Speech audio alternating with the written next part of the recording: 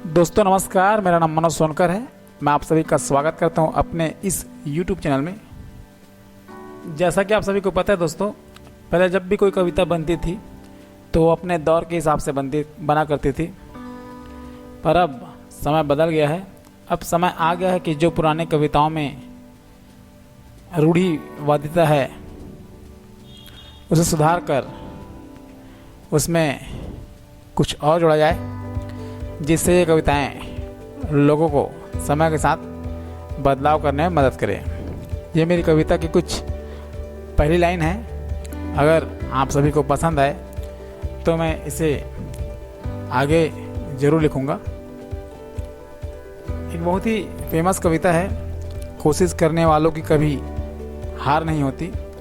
इसी को थोड़ा अपडेट करते हुए मैंने लिखा है कि सिर्फ कोशिश करने से कभी जीत नहीं होती। उसकी लाइन कुछ ऐसे हैं।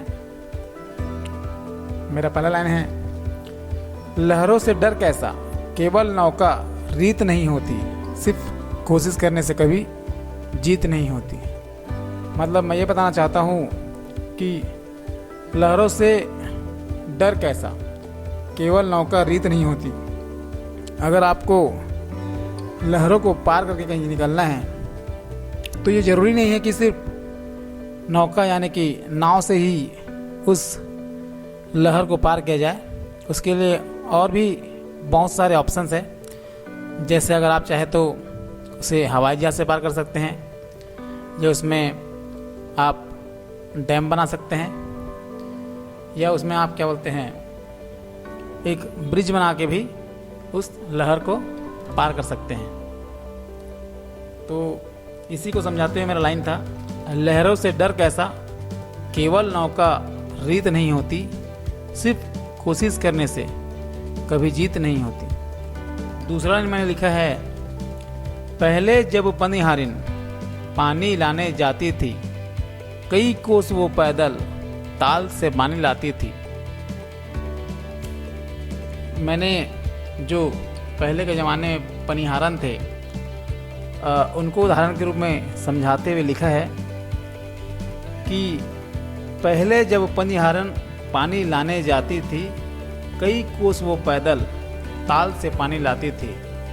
मतलब यह है कि वो कई कोस पैदल चलने के बाद तालाब से या नदी से अपने गुजारे के लिए, पीने खाने के लिए पानी लाती थी।